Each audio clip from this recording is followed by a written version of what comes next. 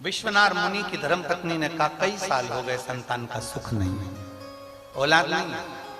विश्वनाथ मुनि ने कहा शिव जी पे भरोसा नहीं है क्या? भरोसा टूटता है तब लोग दूसरे का दरवाजा ढूंढते हैं, भरोसा नहीं टूटेगा ना तो फिर दूसरे का द्वार भी नहीं पकड़ाएगा। भरोसा टूट गया क्या तुम्हारा? विश्वास टूटा है क्या तुम्हारा? बहुत सारे यहाँ पर कैंसर के मरीज आए हुए, कैंसर के पेशेंट भी आए, बहुत सारे यहाँ लीवर और किडनी वाले भी आए, बहुत सारे यहाँ थायराइड और बीपी वाले भी आए। बहुत ये प्रसंग आप लोगों के लिए है। जिसके घर में औलाद नहीं हुई 30, 35, 40 साल तक ये कथा उसके लिए भी।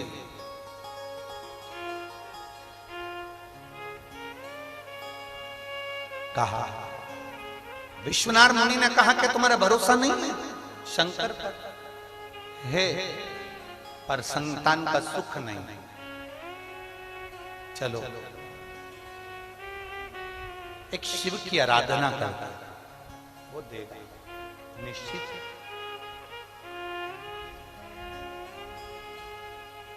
सप्त नदियों का पवित्र जल।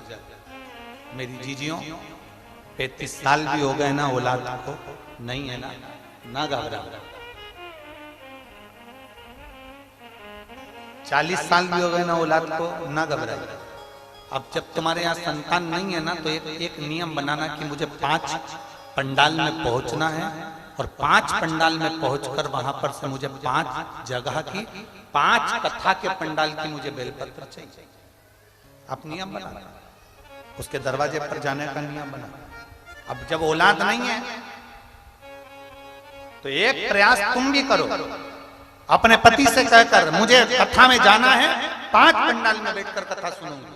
कोई वीआईपी ट्रीटमेंट नहीं, जमीन पर पंडाल में जहां जगह मिलेगी वहां सोऊंगी, जो भिक्षा देकर चले गया वो पालूंगी और जैसी व्यवस्था होगी उसमें रहकर मुझे 7 दिन 5 दिन की कथा सुनना। 5 पंडाल।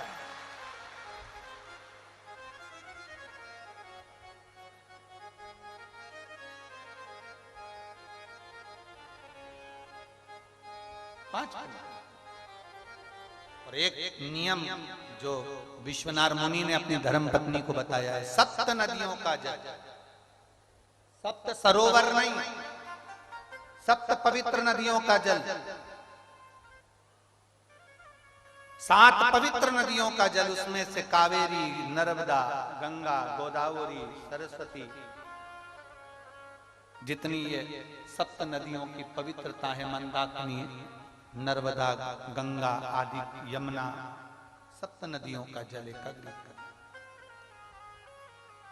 और 7 नदियों के जल से किसी भी महादेव के मंदिर में एकांतेश्वर महादेव का नाम ले। कौन से महादेव? हमने पहले कथा में कहा है, कई बार एकांतेश्वर महादेव की कथा भी कही है, सुनिए आप लोगों ने। एकांतेश्वर महादेव का हमने वर्णन किया है। जिस दिन तुम्हें लगे कि मेरा ये काम होना चाहिए, उस दिन एकांतेश्वर महादेव के पास जाकर बैठ।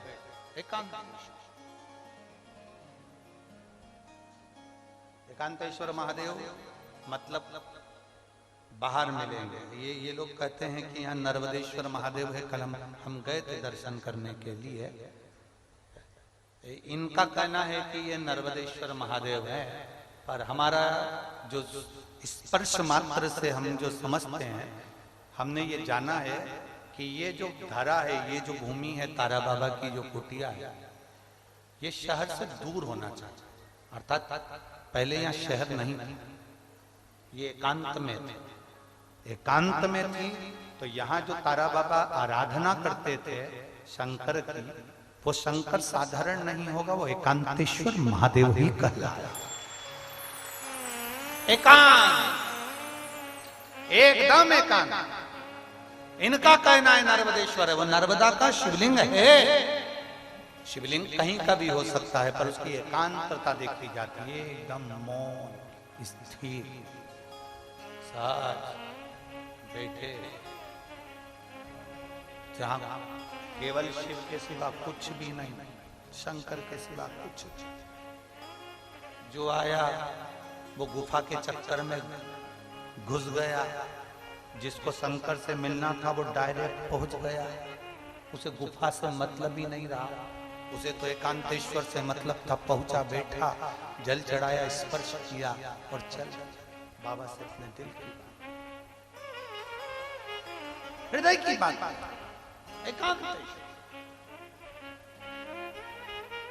सप्त नदियों का जल रखकर, सप्त बेलपत्र के ऊपर सप्त नदियों का जल, एक बेलपत्र ली, उसके ऊपर एक कटोरी में, एक बाटकी में, एक पात्र में एक नदी का जल, दूसरी बेलपत्र ली, दूसरी कटोरी में फिर जल, फिर तीसरी में बाबा की आराधना कर कर, शिव से विनती कर कर, भगवान शंकर के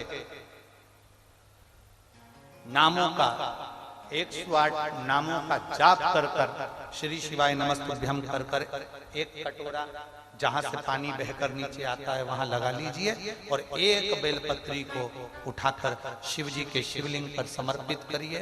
समर्पित करते समय डंडी का मुख अशोक सुंदरी की ओर हो। अशोक सुंदरी का जगह मालूम है सबको? सबको मालूम है ना? अशोक सुंदरी की ओर मुख, अशोक सुंदरी फिर समझ गड़बड़ ना करिए। ये शिवलिंग जलाधारी, ये जल बह रहा है नीचे सामने से, स्थान गणेश जी का, कार्तिकेय जी का, बीच में एक मोटी सी लाइन होती है, वो अशोक सुंदरी का स्थान है। शिवलिंग ये जलाधारी माता पार्वती जी का हस्त कमल, शंकर जी के ऊपर जो जलधारी रखी रहती है ऊपर, जिसमें से एक एक बूंद नीचे गिरती है, वो शंकर भगवान की 5 लड़कियां हैं, जया, विषहरा, शामलीवारी, दौतली, देव। शंकर जी की 5 लड़कियां शिव जी के ऊपर एक एक बूंद पानी गिराती रहती हैं।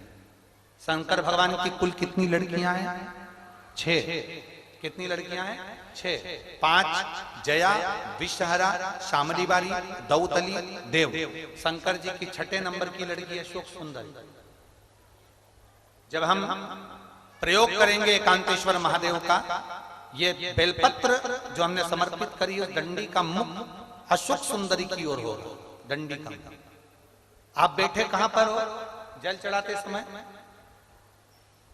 शिव जी को जल कहां बैठकर चढ़ाया जाता है? जम के बोलो जरा। जहां से जल बहकर जा रहा है इसके ठीक विपरीत की ओर, ठीक विपरीत की ओर जल बहकर जा रहा है इधर, तो तुम बैठोगे इधर, इधर नहीं बैठोगे, इधर नहीं बैठोगे। जल इधर बह रहा है तो तुम इस साइड बैठोगे। यहाँ बैठकर फिर बेलपत्र को आप समर्पित करोगे। डंडी का मुख उधर होगा, पत्ती का मुख आपकी ओर होगा, और जो एक नदी का जल है वो समर्पित कर कर जो पात्र लगा है उसमें वो जल इकट्ठा होते चले जाएगा। दूसरी बेलपत्र उठाना है, 108 बार शिव का नाम लेना है, फिर वापस बेलपत्र श्री शिवाय नमस्तुभ्यम कर कर समर्पित करना है। डंडी का मुख अशोक सुंदरी की ओर होना। जब 6 बेलपत्र अशोक सुंदरी की ओर जाएगी, 7वें नंबर की जो बेलपत्र है उसका डंडी का मुख आपकी ओर होगा, और डंडी का मुख आपकी ओर होकर जल चढ़ाकर आप उस जल को झेल लेंगे।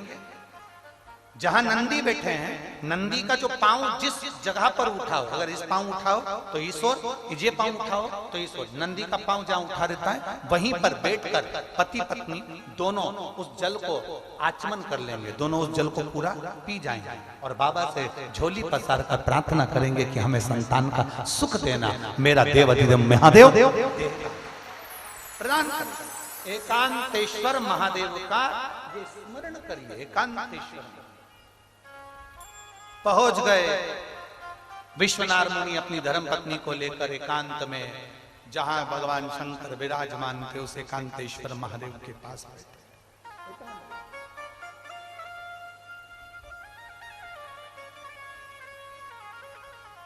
बैठ गए। एकांतेश्वर महादेव के पास बैठकर आराधना करी, पूजन करी, सप्त नदियों का जल समर्पित कर आचमन करा। गर्भ ठहर गया, गर्भित हो गई ना, पुत्र आ गया, संतान आ गई।